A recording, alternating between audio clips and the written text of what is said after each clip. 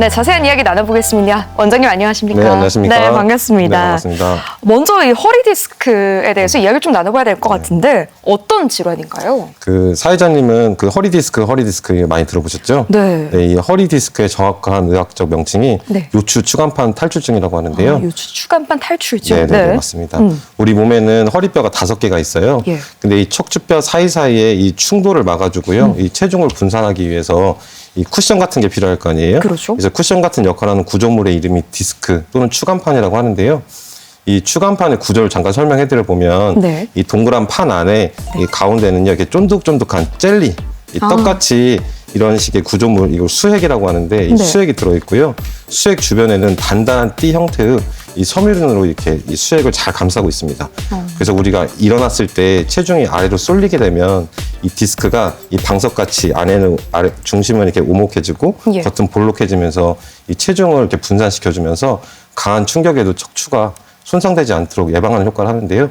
이 추간판 안쪽에 있는 수액이 네. 이 섬유를 뚫고 나와가지고 척추 주변에 있는 신경을 누르게 되면 허리 통증이나 다리 통증이 발생하는데 이거를 요추 추간판 탈출증이라고 말합니다. 허리 디스크의 정식 명칭이 요추 추간판 탈출증이라고 말씀을 해주셨는데 네네. 이 원인이 좀 어떻게 되나요? 이 요추 추간판 탈출증의 원인은 이 일반적인 우리 그 근골계의 원인과 마찬가지로 크게 두 가지가 있는데요. 예. 첫 번째는 이 반복된 손상으로 인한 외상이 있을 수 있고요. 우리가 두 번째는 노화로 인한 퇴행성 변화가 있을 수 있습니다.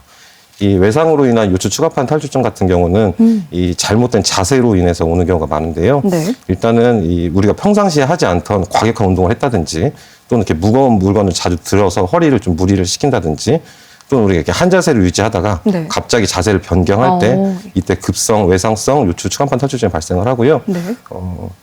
이런 경우에는 우리가 이 허리 통증과 함께 강한 다리 통증까지도 발생을 하는데요.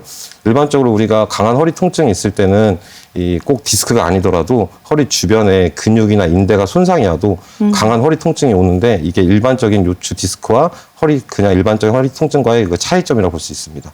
네.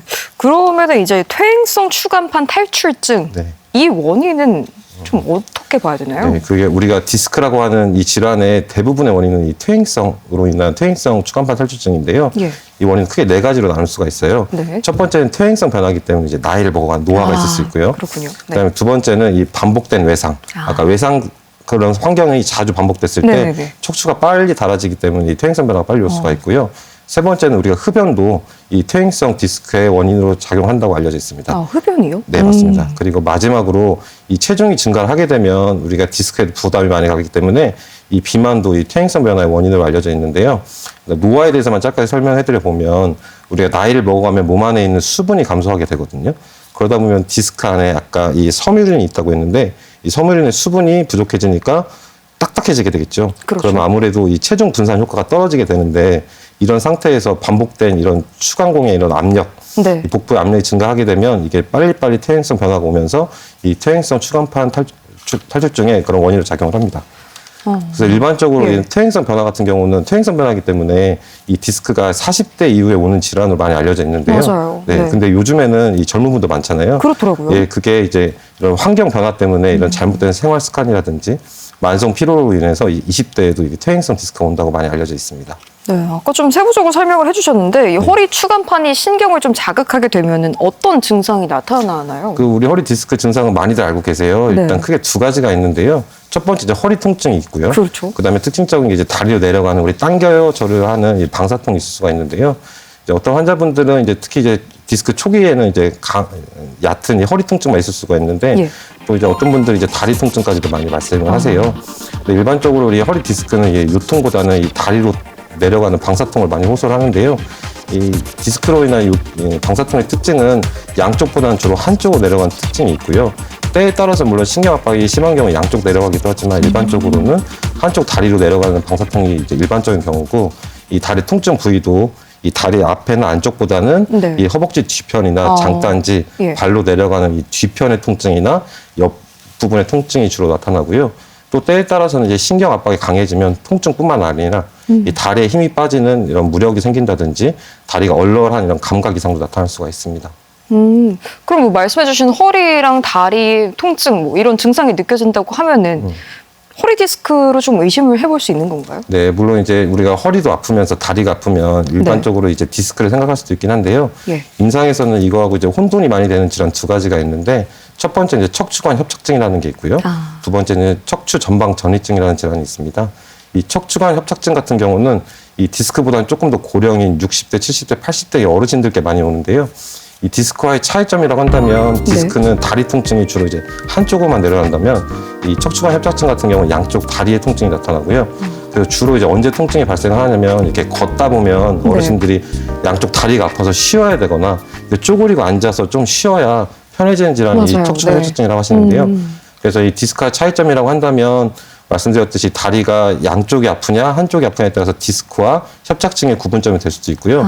또 이제 허리 디스크 같은 경우는 허리를 약간 숙였을 때 오히려 통증이 증가하는 반면에, 이 협착증은 쪼그리고 앉아서 살짝 허리를 굽혔을 때 편해진 특징이 이 차이점을 볼 수가 있습니다. 그리고 두 번째인 전방 전이증 같은 경우는 이 전방이 앞쪽이고 전이가 옮겨진다는 말을 뜻하거든요. 그래서 척추 전방 전이증은 이 허리 뼈가 이 우리 몸의 뒤편에서 앞쪽으로 설설설 내려가면서 앞에 있는 척수 신경을 누르는 질환인데요. 이게 초기에는 간단한 요통처럼 발생을 하긴 하는데, 이 전이 정도가 심해지게 되면은 이 척수 신경을 강하게 누르게 되거든요. 그렇게 되면 나타나는 특징이 걸어갈 때 양쪽 다리에 심한 통증으로 걷지 못하게 되는 증상이 됩니다. 아, 그렇군요. 그런 좀 차이가 있는 것 같은데, 어쨌든 이 허리 디스크를 진단할 때 좀 어떤 검사들을 진행하는지도 좀 궁금해요. 일반적으로는 저희가 이제 한의원에서 환자분들을 볼 때 우선 병력 청취를 하죠. 환자분의 증상을 들어보고 이분이 어떤 상태인지를 확인을 해서 디스크인지 한번 의심을 하고, 또 이제 이학적 검사라는 걸 할 수가 있습니다. 이학적 검사라고 하는 것은 몸의 어떤 동작을 통해서 질환을 한번 생각해 보게 되는 건데요. 허리 디스크와 관계된 이학적 검사로는 이제 하지 직거상 검사라는 게 있어요. 말이 좀 어려운데요. 네, 어떤 거죠? 이제 우리가 허리에서 다리에 내려가는 신경을 늘리는 자세를 통했을 때 혹시 다리로 내려간 통증이 있는지를 보는 건데요. 아주 쉽게 설명하면, 반듯하게 누운 상태에서 다리를 이렇게 들어 올렸을 때 다리로 쭉 하는 통증이 나타난다면, 이건 허리 디스크가 신경을 누른다 의심해 볼 수가 있습니다. 그래서 혹시 이제 여러분들 중에서 이제 혹시 내가 디스크가 아닌가라고 혹시 궁금하실 수도 있잖아요. 그러니까요. 그럴 때 집에서 누워서 이렇게 다리 한번 쫙 들어봤을 때, 저도 한번 해봐야 될 것 같은데. 만약 다리에 내려간 통증이 있다면 디스크인가 하고 한번 의심해 볼 수는 있고요. 그렇지 않다면 그냥 그 디스크는 아니라고 생각해 볼 수도 있습니다. 그리고 이제 영상학적 검사가 있는데요. 이제 우리가 일반적으로 환자분들이 이제 엑스레이를 많이 찍잖아요. 근데 이제 엑스레이 같은 경우는 이제 뼈 상태를 보는 데는 좋지요. 그래서 골절을 본다든지 뼈의 변형 여부라든지 퇴행성 변화 여부를 보는 데는 도움이 되는데, 디스크 같은 경우는 이게 뼈의 변화가 아니라 뼈와 뼈 사이에는 추간판의 어떤 변화로 인한 질환이기 때문에, 이 디스크를 진단하는 데 엑스레이는 한계가 있고요. 이 정확한 진단을 위해서는 MRI나 CT가 필요하고요. 특히나 MRI 같은 경우는 이제 추간판이 얼마나 튀어나왔는지, 신경이 또 얼마나 눌려져 있는지, 그리고 이 추간공이라고 하는 공간이 얼마나 넓게 있는지 좁게 있는지를 볼 수 있기 때문에 디스크를 진단하는 데 가장 좋은 진단법이라고 할 수 있습니다. 그럼 저희가 허리 디스크의 뭐 증상이나 진단 방법에 대해서는 좀 알아봤으니까, 이제 치료법에 대해서 좀 나눠봐야 될 것 같아요. 우리가 이제 허리나 다리가 아파서 병원에 가서 사진을 찍고 의사 선생님이 이제 디스크입니다 라는 말씀 듣게 되면은 딱 먼저 떠오르는 게, 내가 수술해야 되는 거 아닌가? 먼저 이제 수술부터 떠올리게 되는데요. 실제적으로 우리가 이 허리 디스크 같은 경우는 이게 수술이 필요한 경우는 한 10분 중에 1분, 약 10% 정도만이 필요하고, 90%의 환자분들은 수술을 하지 않는 치료를 이제 보존 치료라고 하는데, 보존 치료도 충분히 좋아질 수가 있습니다. 그래서 양방에서 보통 일반적으로 이루어지는 보존 치료 같은 경우는 이제 약물 치료와 물리 치료가 있겠죠. 그래서 통증을 완화시켜주고 좀 근육을 부드럽게 해주는 전기 치료나 온열 치료가 있을 수도 있고요. 또는 이렇게 늘려주는 허리 척추뼈를 이렇게 늘려서 견인 치료를 통해서 추간판의 압력을 줄여주는 이런 견인 치료도 이 디스크 통증 관리에 도움이 될 수 있고요. 약물 치료로는 이제 통증을 완화시키기 위한 진통제라든지, 이게 국소적으로 부어있는 염증을 완화시키기 위한 소염제, 그다음에 이제 근육을 이완해주는 이 근이완제, 또는 이제 항우울제를 사용할 수도 있습니다. 그럼 좀 한방에서는 이 허리 디스크 치료를 위해서 어떤 방법을 좀 사용하고 있나요? 네, 저희 한의학에서는 이 디스크 치료를 목표로 세울 때 단순히 통증 완화만을 목표로 하는 건 아니고요. 이 디스크의 원인이 되는 이런 원인까지 해결을 해서 스스로 치유 능력을 회복시켜서 다시는 재발하지 않도록 하는 걸 목표로 삼고 있고요. 치료 방법으로는 우리가 일반적으로 알고 있듯이 침, 뜸, 한약, 추나 치료법들이 있을 수 있습니다. 어쨌든 10명 중에 1명은 수술을 해야 될 수도 있다. 네, 맞아요. 이렇게 말씀해 주셨잖아요. 네. 수술적 치료가 필요한 경우와 네. 그 진행 과정이 좀 궁금합니다. 네. 우리가 이제 수술적 치료 필요한 경우도 이제 응급으로 빨리 수술해야 되는 경우가 있거든요. 예. 이런 경우는 잘 알고 계시는 게 중요한데요. 우리가 다리를 걷는데 발목에 힘이 안 들어가서 발목에 힘이 뚝뚝 떨어지는 경우가 있어요. 네. 족하수라고 하는데 이런 경우에는 빠르게 신경 압박을 제거해야 하기 때문에 응급으로 수술이 필요한 경우고요. 또 마미증후군이라는 게 있어요. 이게 마미증후군이라는 게 이 척수의 가장 끝에는 우리가 신경 다발이 있는데 네. 이쪽에 압박이 일어나게 되면은 우리 생식기 주변 네. 회음부에 감각 이상이 생기고요. 그다음에 대소변의 조절 능력이 떨어져요. 이런 경우에는 빠르게 응급 수술을 해야 됩니다.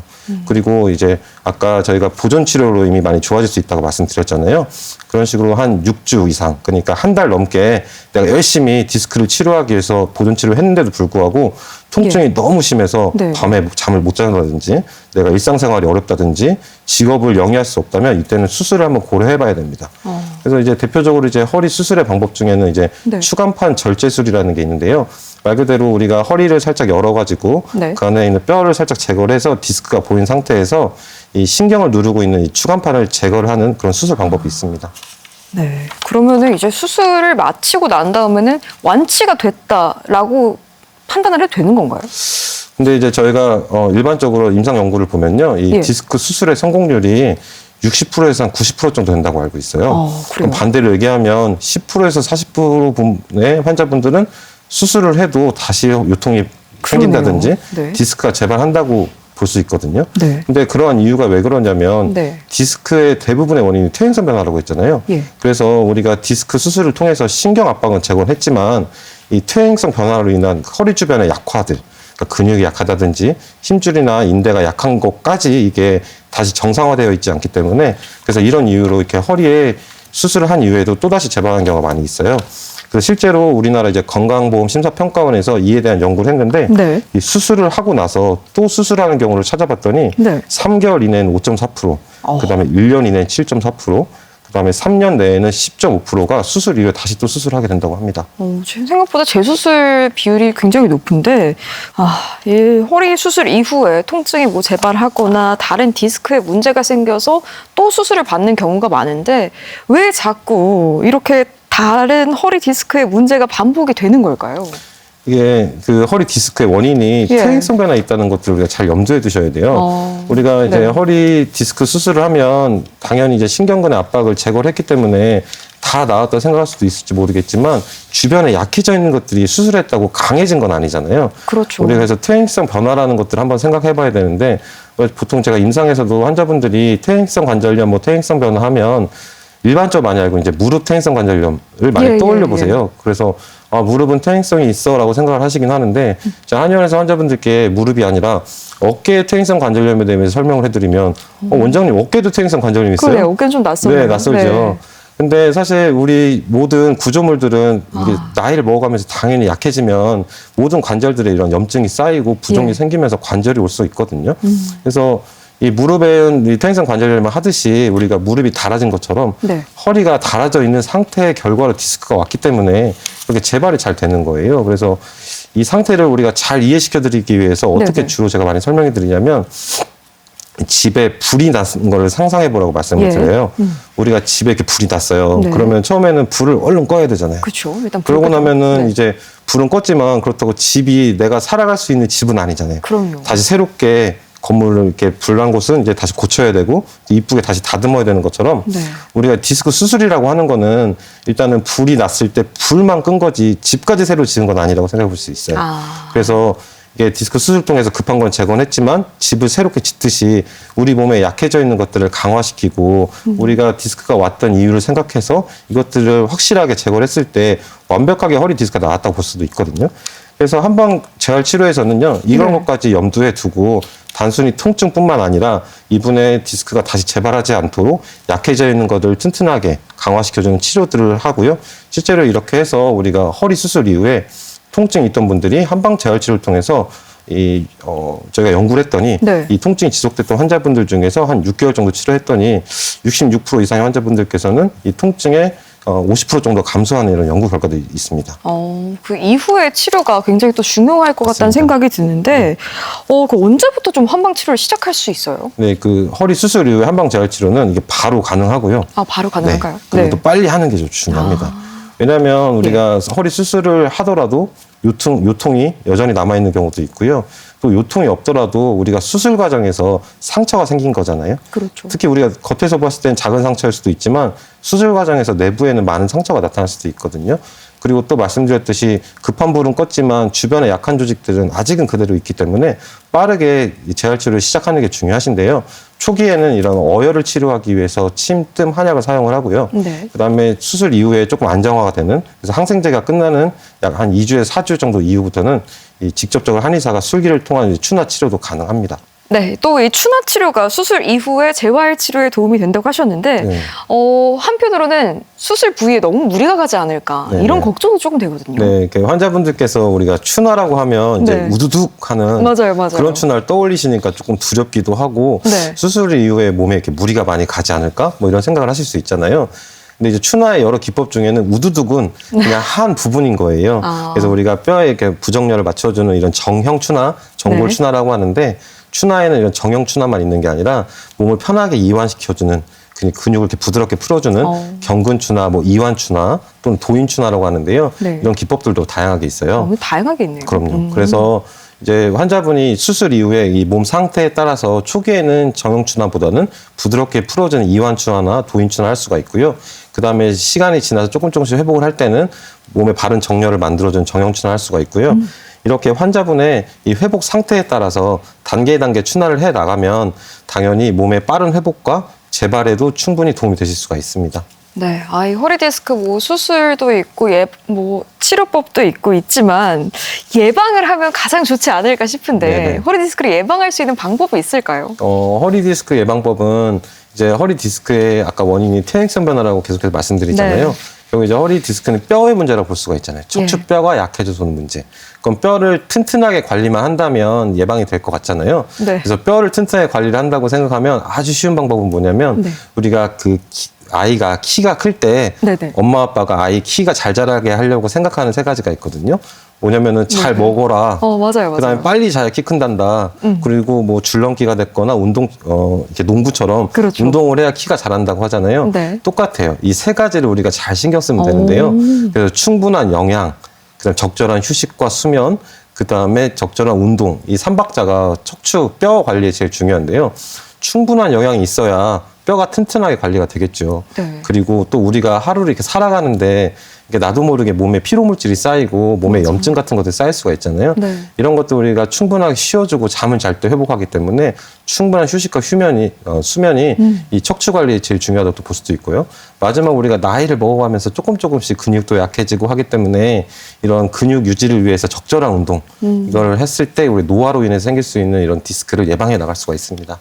이 운동을 굉장히 강조해 주셨는데 사실 운동은 쉽게 언제나 할 수 있잖아요. 허리 운동할 때 주의해야 할 점도 좀 있을 것 같아요. 맞아요. 이런 건강한 분들은 관계가 없지만 무언가 통증이 있거나 문제가 네. 있는 분들이 운동할 때 꼭 주의하실 게 있는데 제일 뭐냐면은 우리가 운동을 하다 보면 통증이 나타나는 경우가 있잖아요. 그렇죠. 그런 경우에는 반드시 중단을 하시는 게 중요합니다. 아, 네, 때에 따라서 어떤 환자분들 같은 경우는 내가 이 아픈 거를 참고 하면 내 몸이 더 강해지고 이겨내는 거야 라고 생각하시는 분들이 있거든요. 네. 근데 실제적으로는 우리가 참고 하다 보면 안 아파지는 경우가 있어요. 근데 그게 내 몸이 좋아져서 그런 게 아니라 뇌에서 그 통증을 인지를 못하는 것 뿐이지 이 아픈 자세를 계속 반복하면 계속해서 그래요. 반복적인 손상이 일어나거든요. 네. 그렇기 때문에 내가 운동을 하다가 아프다 하면은 중단을 하고 그날 운동을 쉬시는 게 중요합니다.